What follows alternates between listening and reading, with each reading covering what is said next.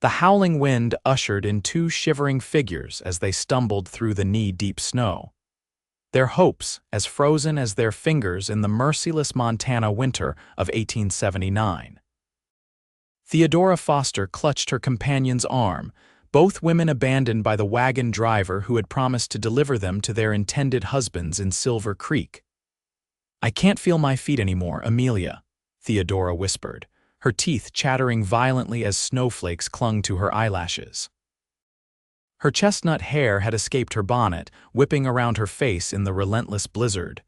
Amelia Walsh, equally frozen but determined, squinted through the whiteout conditions. "We must keep moving. There has to be shelter somewhere ahead." The women had traveled thousands of miles from Boston with promises of new beginnings, only to be abandoned when the wagon driver discovered their intended husbands had perished in a mine collapse. Without payment forthcoming, he'd left them at the crossroads with nothing but their trunks and hollow assurances that the town was just over that ridge. That had been 4 hours ago. Theodora, 22 years old and the daughter of a bankrupt merchant, had sold nearly everything to afford passage west.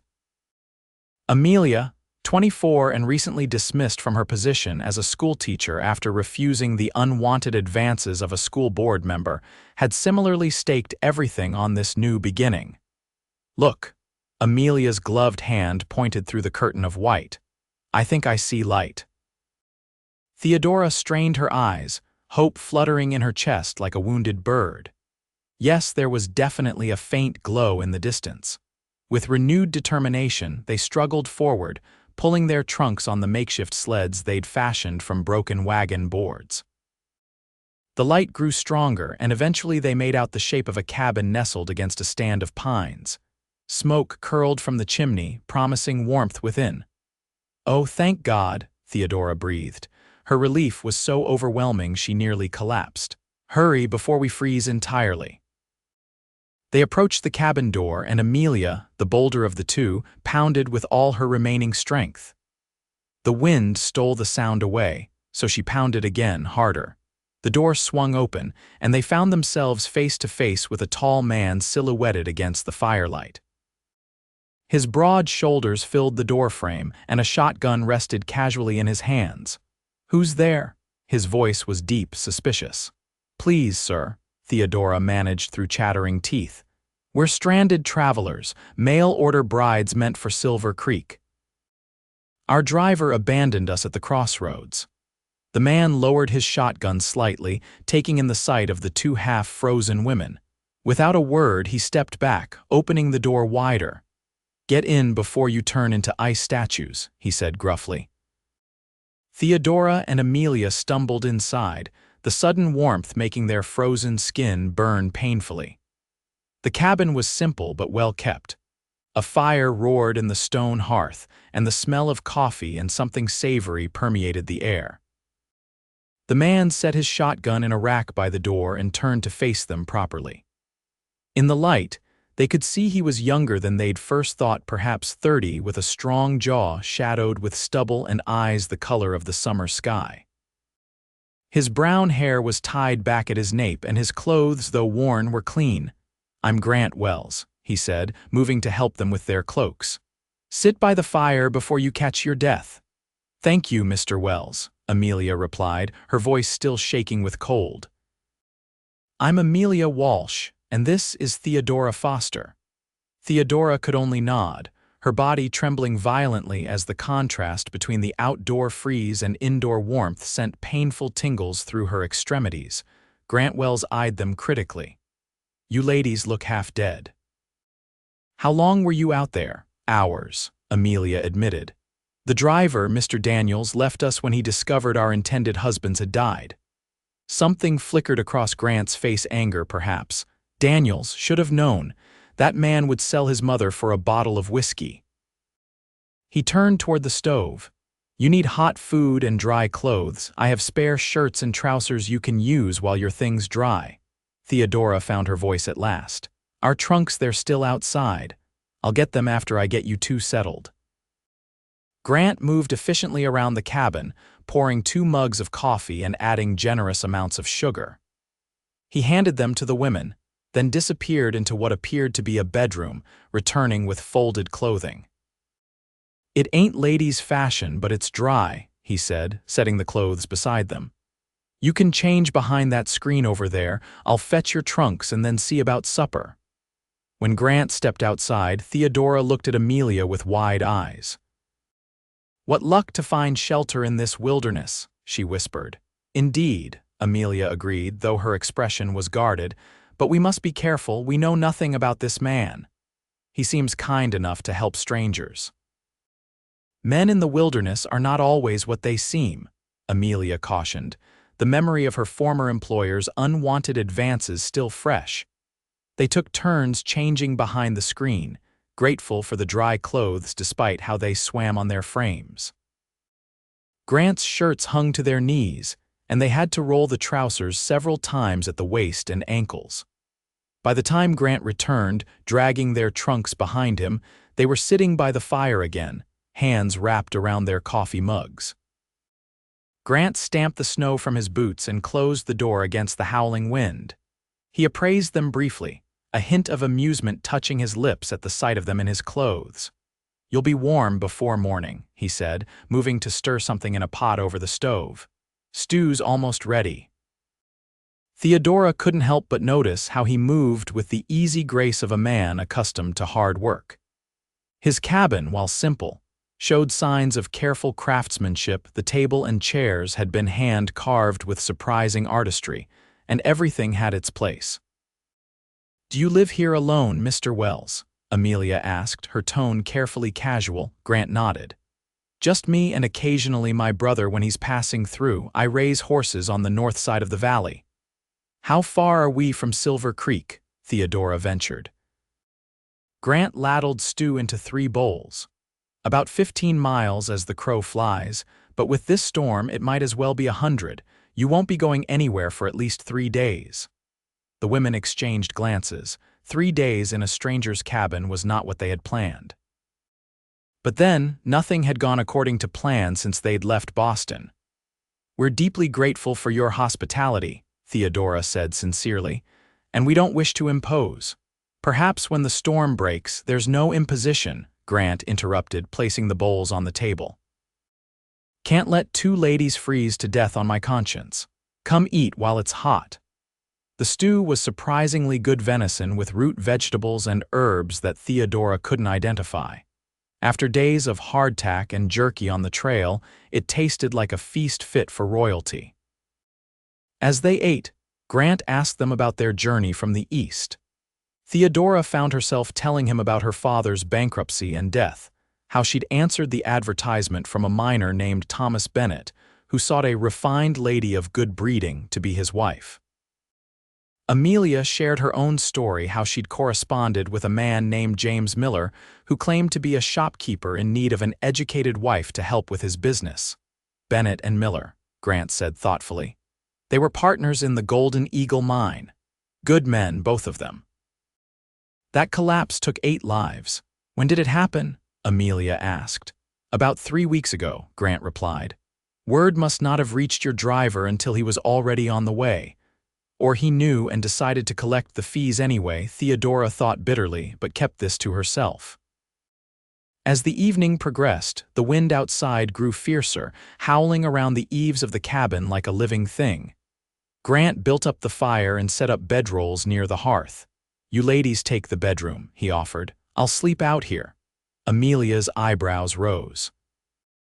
"That's very kind, but we couldn't possibly—" "I insist," Grant said firmly. "It's not much, but it's private."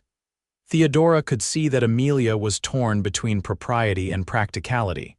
After a moment, practicality won. "Thank you, Mr. Wells."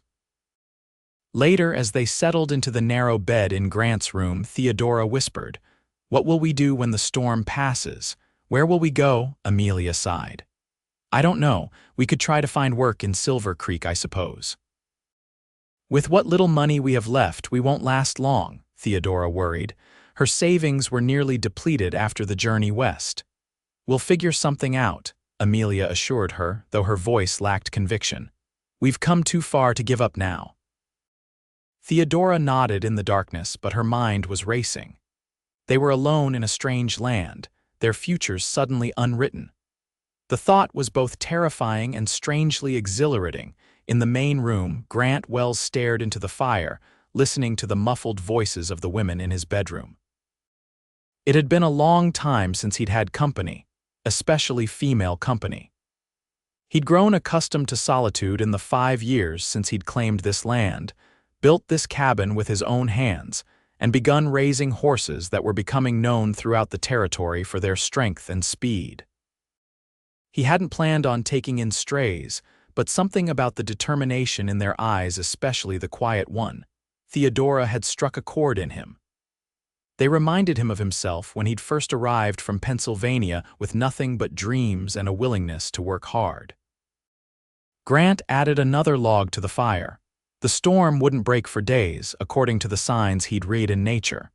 That meant days of close quarters with 2 proper Eastern ladies. He sighed, settling into his bedroll. It would certainly be an interesting few days. Morning brought no relief from the storm. If anything, it had intensified overnight. Grant woke early, as was his habit, and had coffee brewing before either of the women stirred. Theodora emerged first, her hair hastily pinned up, still wearing his oversized clothes. She hesitated in the doorway when she saw him. "Good morning," she said softly. Grant nodded. "Morning, coffee's hot." She approached the stove, and he couldn't help but notice how the firelight caught the auburn highlights in her chestnut hair. She moved with a natural grace despite her awkward attire. "I hope we didn't disturb your rest, Mr. Wells," she said, accepting the cup he offered. "Grant," he corrected. "And no, I always wake before dawn." Theodora smiled, warming her hands on the mug. "Then I must thank you again, Grant." "For everything." Something in her direct gaze made him look away. "Just being neighborly." "Is it always this cold here?" she asked, looking toward the frost-covered window. "This is unusually harsh, even for February," Grant admitted, "but winter in Montana isn't for the faint-hearted." "I'm discovering that," she said with a wry smile. Grant found himself wanting to see that smile again. It transformed her face, bringing light to her eyes. "What made you decide to become a mail-order bride, if you don't mind my asking?" The smile faded slightly. "Limited options," she answered honestly. "After my father died, there was nothing left for me in Boston except positions as a servant or companion. I wanted more than that. I wanted a chance to build something of my own." Grant nodded, understanding completely. "That's why I came west. To build something that was mine, something I could be proud of. And have you?" she asked. "Found what you were looking for?" The question gave him pause. Had he? He had land, a growing reputation for his horses, a comfortable if solitary existence. But was it what he'd been seeking? Before he could answer, Amelia joined them, and the moment passed. Grant served a breakfast of flapjacks and bacon, and they ate as the wind rattled the cabin's shutters. "I need to check on my horses," Grant announced after they'd finished. "The barn's just 100 yards from here, but in this weather, that's far enough to get disoriented. I'll be back shortly." He bundled up against the cold, pulling on a heavy coat, gloves, and a fur hat. At the door, he hesitated. "If I'm not back in an hour, don't come looking." "Stay inside where it's safe." Theodora's eyes widened with concern. "Surely you're not in danger just going to your barn?" "Probably not," Grant admitted. "But only a fool takes chances with a blizzard like this." After he left, Amelia began examining their situation more practically. "Our clothes should be dry by now. We should change and then see what can be salvaged from our trunks." They discovered that while some items had gotten damp, most of their possessions had been protected by the tightly packed trunks. They changed into their own clothes, simple traveling dresses that felt more appropriate than men's clothing. "What do you make of our host?" Amelia asked as she helped Theodora with her buttons. Theodora considered the question. "He seems honorable, kind, even if he's not one for many words." Amelia replied noncommittally. "He's certainly capable. Did you see those furniture pieces? Quite skillful work." "And he cooks well too," Theodora added with a small smile. "Not many bachelors can claim that." Amelia gave her a knowing look. Careful, Theo, we're in a precarious position. Don't let gratitude become something more. Theodora felt heat rise to her cheeks. I wasn't suggesting, of course not, Amelia said lightly. I'm merely being practical. We need to focus on what happens when we reach Silver Creek. They busied themselves tidying the cabin, wanting to repay Grant's hospitality in some small way. Theodora found herself drawn to the bookshelves that lined one wall. They were filled with an eclectic mix of practical guides to horse breeding and ranching alongside volumes of poetry, history, and philosophy. Our Mr. Wells is well read, Amelia observed, joining her. Theodora traced a finger along the spine of a collection of Wordsworth's poetry. Not what one might expect from a frontier horseman. People are rarely what we expect them to be, Amelia said softly. The door burst open then, bringing a swirl of snow and a red-faced Grant. He stamped his feet and shook off the snow before closing the door firmly against the storm. Horses are fine, he reported, unwinding his scarf. Got them extra feed and water. Don't think I'll need to check on them again until tomorrow unless this lets up. He noticed them in their own clothes and paused. You found your things in good order? Yes, thank you, Theodora replied. We hope you don't mind we straightened up a bit. Grant glanced around the cabin, noticing the swept floor and washed breakfast dishes. Something flickered in his eyes, surprise, perhaps, or appreciation. That's mighty thoughtful of you ladies. He hung his wet outer clothes near the fire to dry, then moved to the stove. It'll be a long day stuck inside. Might as well make more coffee. As the day progressed, they fell into an unexpected rhythm. Grant showed them a deck of cards and they played several rounds of poker, using matchsticks instead of money. To Theodora's surprise, Amelia proved to be quite skilled, winning more often than either of them. Where did a proper schoolteacher learn to play poker like that? Grant asked, clearly impressed after Amelia won her third consecutive hand. A mischievous smile played at Amelia's lips. My father believed that education should be well-rounded. They laughed, and Theodora realized it was the first time she'd heard Grant truly laugh, a deep, rich sound that seemed to fill the cabin. It transformed his face, softening the lines around his eyes and mouth. For dinner, Grant prepared venison steaks with potatoes and canned vegetables from his root cellar. The women insisted on helping, and soon they were working together in the small kitchen area, the domesticity of the scene striking in its normalcy. You cook very well for a bachelor, Theodora commented as she sliced potatoes. Grant shrugged. My mother made sure both her sons could fend for themselves before we left home. Your brother, you mentioned he visits sometimes? Amelia inquired. Garrett, Grant confirmed. He's a U.S. Marshal, covers this whole territory, stops by when his duties bring him this way. That must be dangerous work, Theodora said. It suits him, Grant replied. Garrett always had a strong sense of justice. Even as boys, he was the one standing up for others. And you? Theodora asked, looking up from her task. What suited you? Grant was quiet for a moment, considering. Freedom, I suppose, room to breathe and build. The cities back east were too crowded with other people's expectations. Theodora nodded, understanding completely. Hadn't she come west for similar reasons? To escape the suffocating propriety of Boston society, where a woman without fortune or family had few options beyond marriage or servitude. As they ate dinner, the conversation flowed more easily than before. Grant told them about his horses, how he'd started with just 3 mares and a stallion, carefully breeding them for strength and endurance. Now his stock was sought after by ranchers throughout the territory. In another few years, I hope to have the largest horse ranch in Montana, he said, a note of pride in his voice. That's quite an ambition, Amelia remarked. Out here, a person can have ambitions, Grant replied. That's the beauty of the frontier. It doesn't matter where you came from or who your family was. What matters is what you build with your own 2 hands. Theodora found herself nodding. That's exactly why I wanted to come west. Their eyes met across the table, and something unspoken passed between them, a recognition of shared values, perhaps, or simply an understanding. Later, as Theodora and Amelia prepared for bed, Amelia gave her friend a thoughtful look.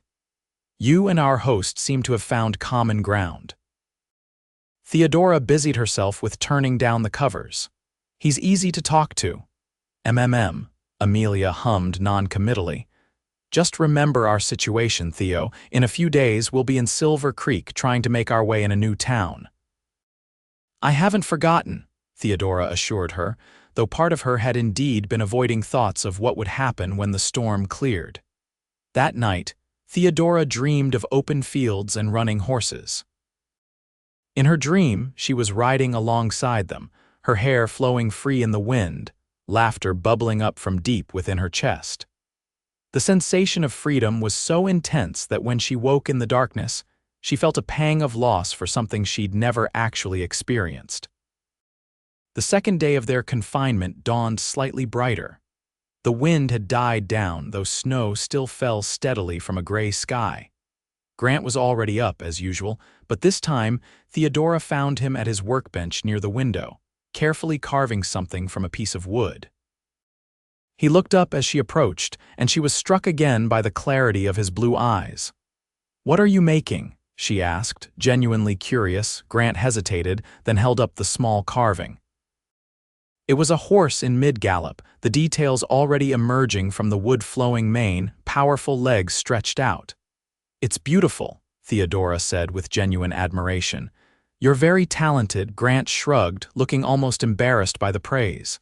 "Just something to keep my hands busy." "May I?" she asked, reaching for it. He handed it to her and she traced the smooth lines with her fingertip. "My father used to whittle, but nothing this fine. He said it helped him think." "Your father sounds like a wise man." Theodora smiled sadly. "He was in many ways. Just not with money, unfortunately." She handed the carving back. "How long have you been doing this?" "Since I was a boy," Grant replied, setting the carving aside. "My grandfather taught me, said a man should create beautiful things as well as useful ones." "Another wise man in your life," Theodora observed. Grant's lips curved slightly. "I've been fortunate that way." The day passed in much the same manner as the previous one-card games, conversation, and shared meals. By unspoken agreement, they all avoided discussing what would happen when the storm finally broke. It was as if they existed in a world apart, sheltered not just from the snow but from the complications of the future. That evening, Grant brought out a fiddle from a case beneath his bed. "Thought you ladies might enjoy some music," he said, almost shyly. "Oh, please," Theodora encouraged him, delighted by this new revelation. Grant tuned the instrument carefully, then began to play. The melody was sweet and haunting, filling the cabin with warmth that had nothing to do with the fire. Theodora closed her eyes, letting the music wash over her. When she opened them again, she found Grant watching her, his expression unreadable. Their eyes held for a long moment before he looked away, focusing once more on his playing. Later, as Theodora lay in bed listening to Amelia's soft breathing beside her, she allowed herself to acknowledge the truth she'd been avoiding. She was developing feelings for Grant Wells. It was foolish, impractical, and probably hopeless, yet she couldn't deny the way her heart quickened when he smiled, the comfort she found in his presence. "What am I doing?" she whispered to the darkness. She had come west to marry a miner she'd never met, hoping for security and perhaps, eventually, affection. She hadn't expected to feel this immediate connection with a man who had merely offered shelter from a storm. The third day brought a noticeable improvement in the weather. The snow had stopped, though drifts still piled high around the cabin. The sun broke through the clouds occasionally, sending bright shafts of light through the windows. "We might be able to make it to town tomorrow if this holds," Grant announced at breakfast, his tone carefully neutral. Theodora felt a pang of disappointment that she tried to hide. "That's good news," she said, not meeting his eyes. Amelia nodded briskly. "Indeed. Though we're very grateful for your hospitality, Mr. Wells, we shouldn't impose any longer than necessary." "It's no imposition," Grant said quietly. The day stretched before them, suddenly precious in its finite nature. After breakfast, Grant surprised them with a proposal. "If you ladies would like some fresh air, I could take you to see the horses. The path to the barn is clear enough now." Theodora eagerly accepted, and even Amelia seemed pleased by the suggestion. They bundled up in their cloaks, and Grant lent them each an extra pair of thick socks to wear inside their boots. Outside, the world was transformed. The snow blanketed everything in pristine white, sparkling in the sunlight. Their breath formed clouds in the cold air as Grant led them along a path he had shoveled to the large barn a short distance from the cabin. Inside, it was surprisingly warm, the body heat of a dozen horses creating a comfortable environment despite the cold outside. The animals nickered softly as Grant entered, several extending their heads over their stall doors in greeting. "They know you," Theodora observed, charmed by the obvious affection between man and animals. "We understand each other," Grant replied, stroking the nose of a large black stallion. "This is Thunder. He's the foundation of my breeding program." The stallion was magnificent, at least 16 hands high, with powerful shoulders and intelligent eyes.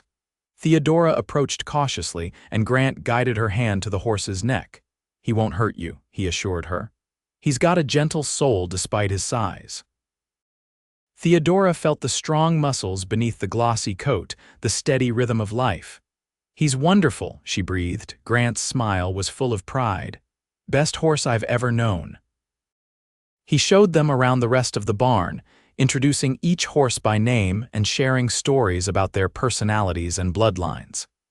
His passion for these animals was evident in every word, every gesture. "You truly love them," Theodora said as they watched a mare and her foal in a larger stall. "They're honest creatures," Grant replied. "No pretense, no deception, just pure spirit." "Unlike people," Theodora ventured. Grant considered this. "Some people are honest too, just harder to find." Their eyes met, and Theodora wondered if he was including her in that category. She hoped so. When they returned to the cabin, their cheeks flushed from the cold, Amelia announced that she would prepare lunch as a thank you for their host. Theodora joined her, and they worked together to create a meal from Grant's stores. "You're getting attached," Amelia said quietly as they worked, pitching her voice so Grant, who was stoking the fire, couldn't hear. Theodora sliced bread with more concentration than the task required. "I don't know what you mean, Theo," Amelia said gently. "I've known you long enough to recognize that look in your eyes," Theodora sighed. "It doesn't matter. Tomorrow we'll be in Silver Creek looking for work and lodging." "And if he asked you to stay?" The question caught Theodora off guard. She glanced toward Grant, who was now reading by the fire, seemingly absorbed in his book. "He won't," she whispered. "But if he did?" Amelia persisted. Theodora didn't answer, which was answer enough. That evening, their last in the cabin carried a certain melancholy. They played cards again, but the game lacked the lightheartedness of previous nights. When Grant brought out his fiddle, the tunes he played seemed tinged with sadness. After Amelia retired to bed, Theodora lingered by the fire, unwilling for the evening to end. Grant set his fiddle aside and joined her, adding another log to the flames. "Thank you," Theodora said softly. "For everything?" Grant nodded, his eyes on the fire. "I'm glad I could help." Silence stretched between them, comfortable yet charged with unspoken thoughts. "What will you do in Silver Creek?" Grant finally asked. Theodora sighed. "Find work, I suppose. Amelia might be able to secure a teaching position, but I have fewer skills to offer." "What would you like to do if you could choose anything?" The question surprised her. Few had ever asked what she wanted. "I'm not sure," she admitted. "I've never had much choice in the matter." Grant turned to look at her directly. "Out here, people can reinvent themselves, be whatever they choose to be." "Is that what you did?" A half-smile touched his lips. "In a way. Back east, I was the second son of a factory foreman destined for the same life. Here, I'm building something of my own." "It suits you," Theodora observed. "This life." "It does." He hesitated, then added, "But it can be solitary."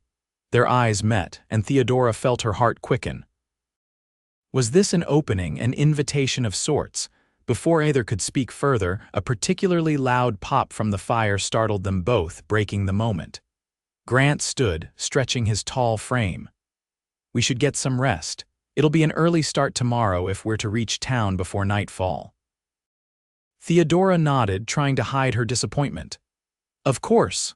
Good night, Grant. Good night, Theodora." She paused at the bedroom door, looking back at him. He stood by the fire, his face in profile, strong and thoughtful. For a moment, she imagined what it would be like to stay, to build a life here in this cabin with its bookshelves and hand-carved furniture, its proximity to magnificent horses and the man who loved them. Then she closed the door and joined Amelia in the narrow bed, dreams of what could not be following her into sleep. Morning came all too soon, the sky clear and bright with promise. Grant had breakfast waiting when the women emerged, flapjacks again, with the last of his maple syrup and strong coffee. "I've hitched the sled to Thunder," he informed them. "We can fit your trunks in the back. Should take about 3 hours to reach town if the roads are passable." They ate quickly, then gathered their belongings. Theodora found herself moving slowly, reluctant for their departure to be real. Outside, Thunder stood patiently in his harness, his breath forming clouds in the cold morning air. Grant loaded their trunks onto the sled, then helped each woman onto the seat, tucking thick blankets around them for warmth. The journey to Silver Creek was largely silent. Grant focused on guiding Thunder through the snow-covered terrain, occasionally pointing out landmarks or sharing brief anecdotes about the area.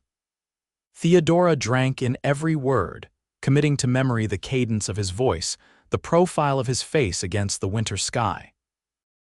Silver Creek appeared in the early afternoon, a collection of wooden buildings strung along a main street, smoke rising from chimneys, horses hitched outside the saloon and general store. It was smaller than Theodora had imagined, but bustling with activity despite the recent storm. Grant directed Thunder toward a 2-story building with a sign declaring it Silver Creek Hotel and Boarding House. "Mrs. Holloway runs this place," he explained as he helped them down from the sled. "She's a good woman, fair with her rates. You'll be comfortable here until you find more permanent arrangements." Inside the boarding house, they were greeted by a plump, gray-haired woman with kind eyes and a no-nonsense manner. "Well, what have we here?" she asked, taking in the sight of the 2 women and Grant. "These ladies were headed for Silver Creek when they got caught in the storm," Grant explained. "Their intended husbands were Bennett and Miller from the Golden Eagle." Mrs. Holloway's expression softened with understanding. "Oh, you poor dears. Such a tragedy, that mine collapse. Come in, come in. We'll get you settled." She showed them to a small but clean room on the 2nd floor with 2 narrow beds and a washstand. "Meals are served at 7, noon, and 6, she informed them. "Bath day is Saturday, but I can heat water for you today, considering your circumstances." Theodora and Amelia thanked her, and she bustled off to make arrangements, leaving them alone with Grant. An awkward silence fell. Finally, Grant cleared his throat. "Mrs. Holloway will look after you, and if you need anything," he hesitated. "Well, I'm usually in town once a week for supplies." Theodora nodded, unable to trust her voice. "Thank you again for your kindness, Mr. Wells," Amelia said formally, filling the silence. "We are forever in your debt." Grant shook his head. "No debt, just being neighborly." His eyes found Theodora's. "Good luck to you both." And then he was gone, his footsteps echoing down the hallway, leaving an emptiness that seemed to fill the small room. Theodora moved to the window, watching as Grant untied Thunder from the hitching post. Just before mounting the sled, he looked up, as if sensing her gaze. Their eyes met across the distance, and he raised a hand in farewell. She returned the gesture, her throat tight with unspoken words. "Oh, Theo," Amelia sighed behind her, "you're in deeper than I thought." Theodora turned from the window, brushing away unexpected tears. "It doesn't matter. He's gone now, and you're just going to accept that." Amelia's tone held an unusual challenge. "The Theodora Foster I know doesn't give up so easily." "What would you have me do?" chase after him like some character in a dime novel. Theodora's voice rose with unexpected emotion. Amelia smiled. Perhaps not chase, but you could certainly let him know your feelings. Theodora shook her head. He never indicated that he didn't he? Amelia interrupted. I saw how he looked at you, Theo, how you looked at each other. Before Theodora could respond, there was a knock at their door. Mrs. Holloway entered, carrying a tray with tea and sandwiches. Thought you ladies might be hungry after your journey, she said cheerfully. And I've started heating water for your baths. They thanked her, and as she turned to leave, she added that Grant Wells is a good man. One of the best in these parts, though he keeps to himself mostly. She gave Theodora an appraising look. He seemed quite taken with you, dear. Theodora felt heat rise to her cheeks. Oh, I don't think, Mrs. Holloway waved away her protest. I've been around long enough to know these things. But no matter. Once you're settled, we can discuss finding you both suitable positions. Silver Creek needs good women. After she left, Amelia turned to Theodora with raised eyebrows. You see, even Mrs. Holloway noticed. Theodora sipped her tea, her mind racing. Could Amelia be right? Had she misread Grant's reserve for lack of interest? The next few days passed in a blur of activity. True to her word, Mrs. Holloway helped them find employment Amelia as an assistant at the schoolhouse, and Theodora, somewhat to her surprise, as a clerk at the town's small but well-stocked bookshop. Mr. Peterson's eyes aren't what they used to be, Mrs. Holloway explained when she introduced them. He needs someone who can read the fine print on invoices and keep his inventory organized. The position suited Theodora perfectly. Mr. Peterson was a scholarly man who had brought his love of literature west with him, and his shop served not only as a bookseller but as a lending library for the townspeople. Theodora found herself surrounded by books, spending her days discussing literature with customers and helping Mr. Peterson order new titles from publishers back east. Yet despite her satisfying work and the warm welcome they received from the townspeople, Theodora couldn't shake thoughts of Grant from her mind. Each time the shop door opened, she looked up, hoping to see his tall figure. Each Saturday the day he usually came to town for supplies, according to Mrs. Holloway, she found herself watching the street with anticipation. You could write to him, Amelia suggested one evening as they sat in their room at the boarding house. It wouldn't be improper, considering our history. Theodora shook her head. And say what? Thank you again for saving our lives, by the way. I can't stop thinking about you. Why not? Amelia countered. Life is too short for regrets, Theo. If these past months have taught us anything, it's that. The following Saturday, nearly 3 weeks after their arrival in Silver Creek, Theodora was arranging a display of new books in the shop window when she heard the door open. Without turning, she called out, I'll be with you in just a moment. No hurry, came a familiar deep voice. I've got time.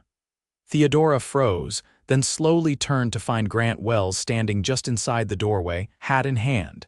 He looked the same, yet somehow different, his hair freshly trimmed, his clothes newer than the ones he'd worn at the cabin. Grant, she breathed, hardly believing her eyes. He took a step forward, then stopped, as if uncertain of his welcome. Mrs. Holloway told me I'd find you here. Yes, I've been working for Mr. Peterson. Theodora felt suddenly shy, acutely aware of how her heart was racing. Grant nodded, glancing around the shop. It suits you. Being surrounded by books. Yes, I think so too. She gathered her courage. Are you in town for supplies? Partly, he admitted. But mostly I came to see you. The simple honesty of his statement took her breath away. Oh, Grant took another step closer. I've been thinking about you, Theodora, about our time together during the storm. He paused, searching for words. I know it wasn't long, but I thought perhaps I've thought about you too, Theodora interrupted softly, saving him from his struggle. Every day. Relief washed over his features, followed by something warmer. Have you? She nodded, unable to look away from his blue eyes. Yes. Grant closed the remaining distance between them, stopping just short of touching her. I have a proposition for you, Theodora Foster. Her heart skipped a beat. A proposition, "My cabin is too quiet without you in it," he said simply. "My life too. I'm not a man of many words, but I know what I feel, what I felt the moment you stepped through my door." Theodora could hardly breathe. "And what was that you belonged there with me?" He took her hand gently in his. "I'm asking if you'd consider becoming my wife, not as a mail-order bride, but as a woman who chooses me, just as I've chosen you." Tears sprang to Theodora's eyes, but they were tears of joy. "Grant Wells, I think I started choosing you the moment you opened your door to two half-frozen women in a snowstorm." His smile was like sunrise breaking across his face. "Is that a yes?" "Yes," she whispered. "Yes, it is." Grant's arms encircled her waist, drawing her close. Theodora was acutely aware of Mr. Peterson in the back room, of the open shop window facing the street. But in that moment, propriety seemed far less important than the feeling of rightness that enveloped her. Their lips met in a kiss that held the promise of all they would build together: a home, a family, a life shared under the vast Montana sky. The wedding took place a month later in Silver Creek's small church. Amelia stood as Theodora's witness, her eyes bright with happy tears for her friend. Grant's brother Garrett, as promised, arrived in time to stand beside him, a taller, leaner version of Grant with the same blue eyes and steady gaze. Mrs. Holloway had helped Theodora fashion a wedding dress from cream-colored silk, ordered specially from the general store. Mr. Peterson gave her away, proud as any father, and the townspeople filled the pews, already claiming the bride as one of their own. After the simple ceremony, they celebrated at the boarding house, where Mrs. Holloway had prepared a feast that would be talked about for months to come. Theodora found herself surrounded by well-wishers, many of whom had been customers at the bookshop, now become friends. As the celebration continued, Theodora noticed Amelia deep in conversation with Garrett Wells, both of them laughing at some shared joke. She nudged Grant, nodding in their direction. "Your brother seems to be getting along well with my dearest friend," she observed. Grant's eyes twinkled with amusement. "Garrett always did have good taste and quick judgment." "Like his brother," Theodora teased. Grant pulled her close, pressing a kiss to her temple. "I'd say my judgment was exceptional." Later, as they prepared to depart for the cabin that would now be their shared home, Amelia embraced Theodora tightly. "I'm so happy for you," she whispered, "and a little envious, I admit." Theodora pulled back to look at her friend. "Don't think I haven't noticed you and Garrett Wells finding common ground." Amelia blushed, a rare occurrence for the usually composed woman. "He's invited me to correspond while he's on his circuit, says he appreciates an educated perspective." "Is that what he calls it?" Theodora laughed. "Well, I for one think you should accept his invitation." "Perhaps I will," Amelia replied with a smile. "After all, life is too short for regrets." Grant and Theodora left Silver Creek in a sleigh decorated with ribbons and flowers, thunder proudly leading them home through the early spring landscape. The snow had mostly melted, revealing hints of green beginning to emerge from the earth. "It's beautiful here," Theodora said as they approached the cabin, seeing it now through new eyes, not as temporary shelter but as home. "It is," Grant agreed, his gaze on her rather than the scenery. Even more so now. Inside, the cabin had been transformed. Fresh curtains hung at the windows, Mrs. Holloway's wedding gift, and a new quilt covered the bed that Grant had widened to accommodate two. Theodora's books from the trunk now mingled with Grant's on the shelves, and a writing desk stood near the window, where the light was best. "Do you think you'll be happy here?" Grant asked as he built up the fire against the evening chill. "It's not Boston or even Silver Creek." Theodora moved to stand beside him, resting her head against his shoulder. "I'm already happier than I ever imagined possible." Grant turned to face her, cupping her cheek in his calloused hand. "I promise you, Theodora Wells, that as long as I live, you'll never be cold or afraid or alone again." She reached up to touch his face in return, marveling at how this man, this life had found her when she least expected it. "And I promise to fill our home with warmth and our days with purpose." As night fell outside the cabin windows, they sealed their private vows with a kiss that spoke of beginnings rather than endings.